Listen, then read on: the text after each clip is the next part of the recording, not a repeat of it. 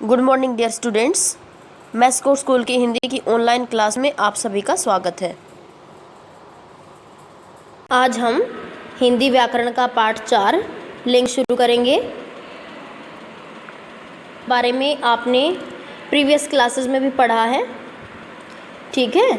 लिंग क्या होता है, लिंग के कितने भेद होते हैं, आपने इस सब के बारे में पहले पढ़ा है। चलिए शुरू करते हैं। चित्र देखिए तथा वाक्य पढ़िए। यहाँ पर एक चित्र दिया हुआ है, ओके। और इस चित्र में हमारे पुजारी, पुजारिन, 2 बच्चे और कृष्ण जी की मूर्ति, तो ये सभी हमें दिखाई दे रहे हैं, ठीक है। चलिए अब वाक्य पढ़ते हैं। राम और रमा भाई बहन हैं। वे दोनों मंदिर गए। मंदिर में कृष्ण जी की भव्य मूर्ति थी। आप यहाँ पर देखिए, राम और रमा भाई बहन हैं और वो कहाँ गए? मंदिर गए। और मंदिर में क्या है? कृष्ण जी की मूर्ति। वहाँ जाकर उन्होंने देखा कि पुजारी आरती कर रहा था तथा पुजारिन घंटी बजा रही थी। आप यहाँ पर देखिए, पुजारी जी आरती कर रहे हैं और जो पुजारिन है वो घंटी बजा रही है। मंदिर के बाहर एक भिखारी तथा एक भिखारिन भीख मांग रहे थे। अब आप यहाँ पर देखिए, एक भिखारी और भिखारिन बैठे हैं और वो भीख मांग रहे हैं। राम और रमा भी भगवान से प्रार्थना करने लगे। ये राम और रमा हैं और जो भगवान से प्रार्थना कर रहे हैं। उपयुक्त वाक्यों को ध्यान से पढ़ने पर ज्ञात होता है। ये जो ऊपर लिखे हुए जो वाक्य हैं, इनसे हमें क्या पता चलती है कि इसमें हमारे 2 प्रकार के शब्द आए हैं, जिनमें से हमारे कुछ शब्द पुरुष जाति के हैं और तथा कुछ स्त्री जाति के हैं। जैसे इनमें से राम, भाई, पुजारी, भिखारी, तो ये सब शब्द हमारे किसके हैं? पुरुष जाति के हैं। तथा रमा, बहन, पुजारिन व भिखारिन, ये शब्द हमारे कैसे हैं? स्त्री जाति के हैं। इस प्रकार हम कह सकते हैं कि संज्ञा के जिस रूप से पुरुष या स्त्री जाति का बोध होता है उसे लिंग कहते हैं। आप यहाँ से लिंग की परिभाषा को रेखांकित करेंगे, ठीक है। आप इसे याद भी करेंगे। लिंग के भेद। लिंग के हमारे 2 भेद होते हैं, पुल्लिंग और स्त्रीलिंग। जो पुल्लिंग होता है उसमें क्या होता है? पुरुष जाति का बोध कराने वाले संज्ञा शब्दों को पुल्लिंग कहते हैं। तो पुल्लिंग किसे कहते हैं? वे संज्ञा शब्द जिनसे हमें पुरुष जाति का बोध होता है, ठीक है। जैसे इंग्लिश में भी मेल फीमेल होता है ना, तो मेल होता है हमारा पुरुष जाति, फीमेल होती है हमारी स्त्री जाति, ओके। तो पुल्लिंग पुरुष जाति का बोध कराते हैं। जैसे राजा, मोर, अध्यापक, धोबी, तो ये सब हमारे कैसे शब्द हैं? पुल्लिंग शब्द हैं, ओके। स्त्री जाति का बोध कराने वाले संज्ञा शब्दों को स्त्रीलिंग कहते हैं। आप यहाँ से स्त्रीलिंग की परिभाषा को रेखांकित करेंगे और आप इसको याद भी करेंगे। स्त्रीलिंग यानी कि स्त्री जाति का बोध कराने वाले शब्द, उनको क्या कहते हैं? स्त्रीलिंग। जैसे कि रानी, मोरनी, अध्यापिका, धोबिन, ठीक है। अब यहाँ पर हमारे कुछ नियम हैं, कुछ रूल्स हैं, जिससे हम जो लिंग है उसको बदलते हैं। तो पुल्लिंग से स्त्रीलिंग बनाने के हमारे नियम हैं कुछ।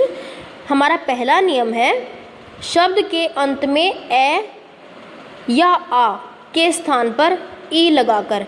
यानी कि अब यहाँ पर देखिए, कबूतर, तो यहाँ पे हमारा अ है, तो जिसको हम ए या आ को हटाकर क्या लगाते हैं? ई लगाते हैं। जैसे कबूतर का कबूतरी, बकरा बकरी, मुर्गा मुर्गी, घोड़ा घोड़ी, नर्तक नर्तकी, दादा दादी, नाना नानी, भांजा भांजी। तो इन सभी शब्दों में ए या आ को हटाकर हमने क्या लगा दिया? ई की मात्रा लगा दी, ठीक है। हमारा सेकंड रूल है, शब्द के अंत में ए के स्थान पर आ लगाकर। यानी कि यहाँ पर हमें ए के स्थान पर क्या लगाना है? आ की मात्रा लगानी है। छात्र छात्रा, महोदय महोदया, प्राचार्य प्राचार्या, सूत सुता, भवदीय भवदिया। हमारा थर्ड रूल है शब्द के अंत में नी लगाकर, जैसे शेर शेरनी, मोर मोरनी, ऊंट ऊंटनी, सिंह सिंहनी। तो यहाँ पर देखिए अंत में हमने क्या लगा दिया, सब में नी लगा दिया। नेक्स्ट है हमारा शब्द के अंत में ए आ ई के स्थान पर आनी जोड़ने से, जैसे पंडित पंडितानी, नौकर नौकरानी, सेठ सेठानी, जेठ जेठानी, देवर देवरानी, चौधरी चौधरानी, राजपूत राजपूतानी। हमारा नेक्स्ट रूल है शब्द के अंत में ए आ ई के स्थान पर इन लगाकर। तो जैसे यहाँ पर ए आ या ई के स्थान पर हमने किस में चेंज कर दिया, इन लगाकर चेंज कर दिया इसको। जैसे हमारे पुल्लिंग शब्द हैं धोबी, तो धोबी का क्या हो जाएगा हमारा, धोबिन, नाग नागिन, ग्वाला ग्वालिन, सांप सांपिन, सुनार सुनारिन, पड़ोसी पड़ोसिन। तो इन सब में हमने इन लगाकर हमारा लिंग बदल दिया है। नेक्स्ट है हमारा शब्द के अंत में अक के स्थान पर इका लगाकर। तो यहाँ पर आप देखिए हमारा जो पुल्लिंग शब्द है उनमें अक लगा है और अक को हमने इका में इका लगाकर उसको बदल दिया। जैसे गायक गायिका, सेवक सेविका, लेखक लेखिका, सहायक सहायिका, अध्यापक अध्यापिका, पाठक पाठिका। ठीक है, सबको हमने इका लगाकर बदल दिया है।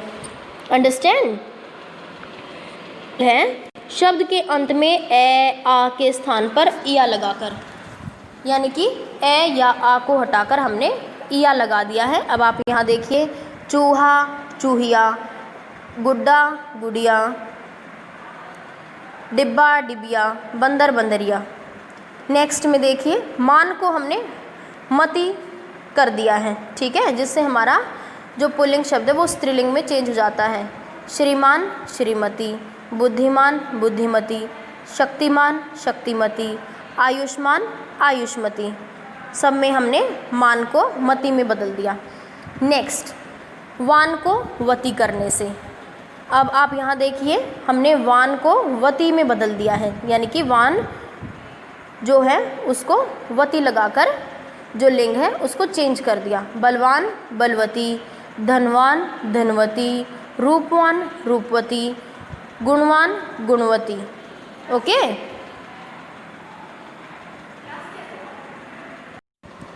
नित्य पुल्लिंग शब्द। कुछ शब्दों का प्रयोग सदैव पुल्लिंग रूप में ही किया जाता है, जैसे कि जंगल, चंद्र, कपड़ा, चावल, खरगोश, परिवार, छाता, ट्रक, दांत, सूर्य, बर्तन, दीपक, लोहा, तीतर, खटमल, सिर, भालू, बोरा, भोजन, पत्र, मंदिर, करेला, पीपल, तूफान, गुड़, इंजन, नल आदि। तो ये सभी हमारे नित्य पुल्लिंग शब्द हैं जिनको हम हमेशा ही पुल्लिंग रूप में प्रयोग करते हैं। ओके, नेक्स्ट है हमारा नित्य स्त्रीलिंग शब्द। कुछ शब्दों का प्रयोग सदैव स्त्रीलिंग रूप में ही किया जाता है, जैसे कि छाती, बंदूक, गर्दन, भीड़, वायु, रोटी, कैंची, बिंदी, जीभ, आँख, कविता, जलेबी, सेना, मक्खी, पुस्तक, सब्जी, गाड़ी, मुस्कान, चटाई, झाड़ू, हिंदी, प्लेट, छिपकली, पहाड़ी, तलवार, नदी, चीनी। तो ये सभी शब्द हमारे स्त्रीलिंग रूप में ही प्रयोग किए जाते हैं। कुछ शब्द ऐसे होते हैं जिनका प्रयोग पुल्लिंग तथा स्त्रीलिंग दोनों में समान रूप से होता है, जैसे कि मंत्री, राष्ट्रपति, राजदूत, राज्यपाल, सभापति, प्रधानमंत्री, यात्री, डॉक्टर, मैनेजर, मूर्तिकार, इंजीनियर, पत्रकार, चित्रकार, यात्री आदि। तो ये सभी ऐसे शब्द हैं जो हमारे दोनों ही लिंगों के लिए यूज़ होते हैं, जैसे कि पुल्लिंग के लिए भी और स्त्रीलिंग के लिए भी। हमारा नेक्स्ट टॉपिक है लिंग का विशेषण पर प्रभाव। विशेषण पर लिंग का क्या प्रभाव होता है? तो वाक्यों में जब संज्ञा शब्दों के लिंग बदलते हैं तो उन्हीं के अनुसार विशेषण का प्रयोग होता है। जैसे लड़का छोटा है, लड़की छोटी है, तो यहाँ पर जो हमारा विशेषण है वो भी चेंज हो जाता है। जैसे यहाँ छोटा छोटी। पर्वत ऊंचा है, इमारत ऊंची है। ठीक है, तो ये हमारा लिंग का विशेषण पर विशेष प्रभाव होता है। लिंग का क्रिया पर प्रभाव। वाक्यों में क्रिया का प्रयोगकर्ता के लिंग के अनुसार किया जाता है, यानी कि जो वाक्य हम प्रयोग करते हैं तो उसमें जो क्रिया का भी हम प्रयोग करते हैं वो हमारे कर्ता के लिंग के अनुसार चेंज हो जाता है। जैसे गायक गीत गा रहा है, तो यहाँ पर रहा है।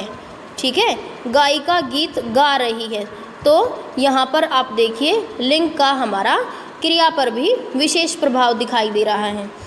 शेर दहाड़ रहा है, शेरनी सो रही है। ठीक है, तो यहाँ देखिए रहा है और रही है। आशा करती हूँ आप सभी को पाठ 2 लिंग अच्छे से समझ आया होगा। आप इस पाठ के प्रश्न उत्तर अपनी फेयर नोटबुक में सुंदर सुंदर लिखाई में लिखेंगे व याद करेंगे, और आप इस पाठ को भी अच्छे से पढ़ेंगे। Okay, bye, happy learning.